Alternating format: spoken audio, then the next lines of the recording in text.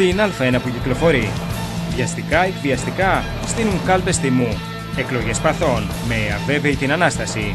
Γολγοθάς η προεκλογική περίοδος για τα δύο κυβερνητικά κόμματα Νέας Δημοκρατίας και Πασόκ.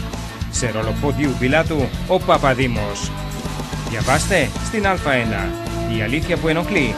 Ένθετο αφιέρωμα 32 σελίδων για τη συνεπή στάση του Λαϊκού Ορθόδοξου Συναγερμού την κρίσιμη περίοδο από την άνοιξη του 2010 μέχρι σήμερα.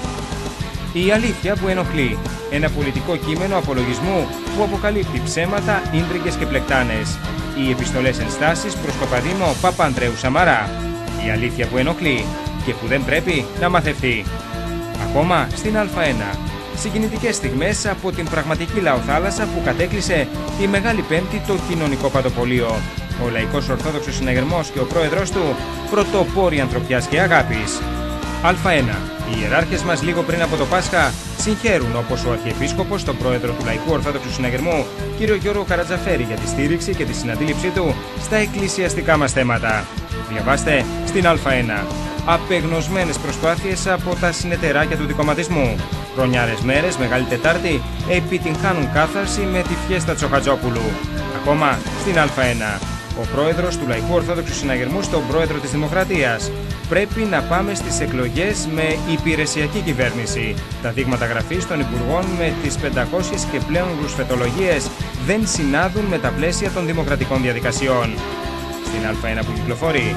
Ο αρχηγός της παραπέουσας, πάλε ποτέ κρατεάς δεξιάς, κολλημένος στην καρέκλα στην απόγνωσή του, εξαγγέλει επαναλαμβανόμενες εκλογές. Αποστάσεις Βενιζέλου από την διακυβέρνηση Παπανδρέου. Αποδοκιμάζει την πολιτική του, διώχνοντας τους κυπουρούς του. Α1. Μεγαλειώδεις οι συγκεντρώσεις του Λαϊκού Ορθόδοξου Συναγερμού στην επαρχία. Συγκινητικές οι εκδηλώσεις από τον απλό κόσμο για το πρόσωπο του λαοφιλούς Προέδρου Γιώργου Καρατζαφέρη. Στην Χαλκίδα, ο αρχηγός του Λαϊκού Ορθόδοξου Συναγερμού, απαντώντας στα αιτήματα των πολιτών, υποσχέθηκε ιατρείο στο Μαρμάρι πολύ σύντομα. Α1. Βιαστικά, εκβιαστικά στείνουν κάλπες τιμού. Εκλογές παθών, με αβέβαιη την Ανάσταση. Διαβάστε και ενημερωθείτε από την ασυμβίβαστη Α1, η εφημερίδα που τολμά, η εφημερίδα που βρίσκεται πάντα μπροστά από τα γεγονότα. Α1, για να μην σας πιάνουν άδεια.